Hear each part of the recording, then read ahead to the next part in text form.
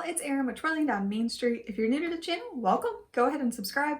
And if you're not new, then welcome back. This is part 3 of my Walt Disney World Basics series, and I covered part 1 and 2 in previous videos. You can check those out. I will link them right here and down below. Today we're going to be talking about rides and attractions at Epcot. In addition to rides, I've lumped in all of the shows that are at Epcot too, because a lot of the shows happen at the different countries around World Showcase, so I wanted to include those as well to just kind of show you everything that you can do at Epcot. I'm going to include some things that aren't built yet, like Remy's Ratatouille Adventure and Cosmic Rewind, but I'm going to talk about them because we know that they're coming sometime in the future. We don't have a date yet for Cosmic Rewind, but we do for Remy's, and I'll talk about that when we get to that. First up is Spaceship Earth. This is the ride that's inside the giant golf ball looking thing that is the icon of Epcot, and it's called Spaceship Earth. It's a dark ride, and it follows humans and technology and just how we've progressed throughout the years, and kind of just gives you a look at what the future might be like.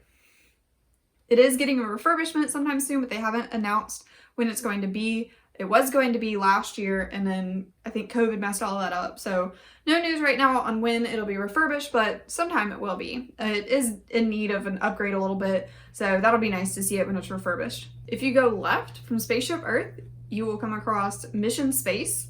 This ride is a simulator type ride where you are simulating going either to an Earth orbit or to Mars. This ride is pretty intense, but it has two different sides. You can choose the green side or the orange side. The green side is a little more tame, and that's the one where you're going to be in an Earth orbit, so it's not quite as many G-forces or anything. It's still a really fun ride.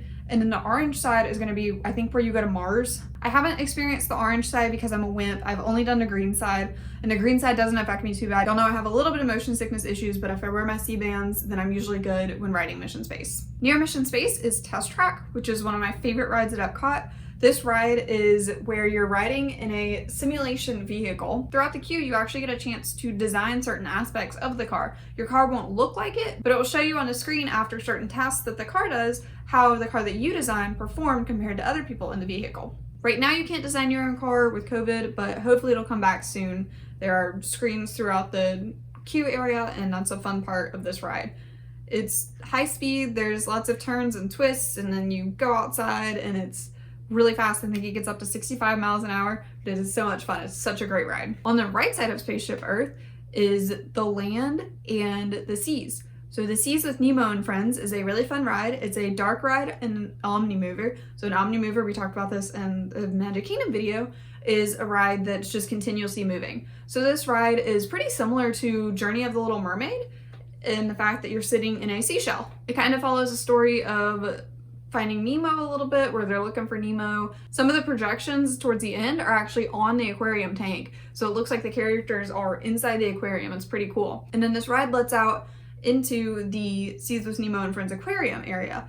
There are lots of animals. There's some dolphins and manatees. The manatees are my favorite to watch just because they're so peaceful and cute, but it's really fun to just spend a lot of time after this ride to see the animals and learn some stuff about the animals that are here at Epcot. Like, a lot of people don't even know that there's this huge aquarium at Epcot. Also in the Seas aquarium area is Turtle Talk with Crush, which is a super fun little show where you meet Crush. He's in a screen and he'll talk to you and he interacts with you. It's really cool. It's part of like the Disney magic of their technology, and it's really, really funny.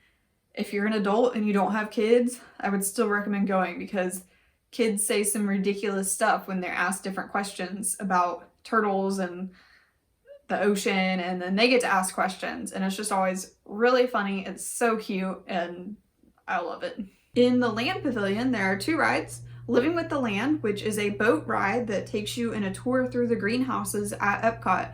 Epcot grows a lot of food, and they use a lot of cool techniques to do it. And this ride will show you a little bit kind of behind the scenes of how they grow these vegetables. You'll even see some Mickey-shaped vegetables, which I think is pretty cool. Near that is Soarin', which is probably my favorite ride at Epcot. This ride simulates being in a hang glider. There's a giant screen in the front of the theater, and then you sit in a little hang glider type vehicle, and then it lifts up, and there's 3 different levels, and you're kind of just gliding. You'll swing a little bit. It's like a giant swing kind of, and it moves when the video moves on the screen, and then it like has smells that spritz on you. It's just such a relaxing experience. If you're afraid of heights, like I used to be, it might not be that much fun for you, but it's my favorite ride. It's so relaxing. I love doing it late at night too because generally the line's less and it's just a really relaxing way to end the day. Near the Land Pavilion is the Imagination Pavilion, which has Journey into Imagination with Figment. Figment is a little purple dinosaur that a lot of people don't know about, but he is the main character of this attraction.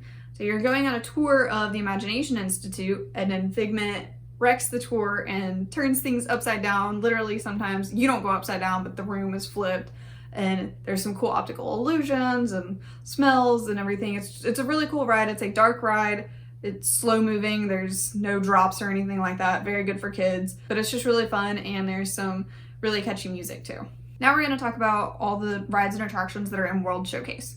We're going to start in Mexico, which is where everyone should start World Showcase, right? And the first ride is inside the Mexico Pavilion, and it is the Grand Fiesta Tour with the Three Caballeros. I love this ride. I don't know why, but I do. It's like It's a Small World. It's a boat ride, very tame, and you're following Donald, Jose, and Panchito through some scenes in Mexico, and they're searching for Donald because they have to perform at the end. Right now, the animatronics for the Three Caballeros are not there. I hope they return, but there's some cutouts of them, which is kind of weird. But hopefully in the future, the animatronics will return. Continuing clockwise around World Showcase, next up is Norway. And this country has the Frozen ride. Frozen Ever After is a super popular boat ride that has animatronics and characters from Frozen. It's actually pretty fun. There's a couple little drops that are in it, and it's got all the music from Frozen and everything, and it's a cute little story. If the wait time isn't too bad, then I would suggest riding it. If you have a kid that loves Frozen, I would suggest waiting a while to ride it. But this ride's a pretty good ride, especially if you really like Frozen. The next pavilion is China, which has Reflections of China. This is a Circle Vision panoramic movie, basically. It's a 14-minute film that plays, and it shows you ancient and modern China. So this is really cool to learn more about China and Chinese culture. We're gonna skip Italy and Germany and come to the American Pavilion, which has the American Adventure. The American Adventure is a show in a theater, and it combines animatronics with screens, and it shows the history of America, basically. All right, we're gonna skip Japan and Morocco, and we'll come upon France, which has Impressions de France. I don't know if I said that right. I don't speak French, but this is another show that will show you about France. There's also a new Beauty and the Beast sing-along that has showtimes in the same theater, so make sure you check what times are on that theater because there are 2 different shows that show during there. So if you're expecting to see the Beauty and the Beast sing-along and you're really seeing Impressions de France, your kid might be a little disappointed. Coming to France in August of 2021, August 1st, 2021, is Remy's Ratatouille Adventure. This ride looks really cool. I have seen ride videos of it from Disneyland Paris, and I'm so excited for this to open at Epcot. Skipping the UK Pavilion and going to the Canada Pavilion, there's another Circle Vision 360 video, and this one is Canada Far and Wide. This one features scenes around Canada and beautiful scenery and shows you what the cities are like, and it's really cool to learn more about Canada. Also near Spaceship Earth is going to be Guardians of the Galaxy Cosmic Rewind. We don't know a ton about this ride, except for that it's going to be an indoor roller coaster, and I'm so excited for it. I love Guardians of the Galaxy, and I cannot wait for this to open. So that was a quick video about the rides and attractions at Epcot.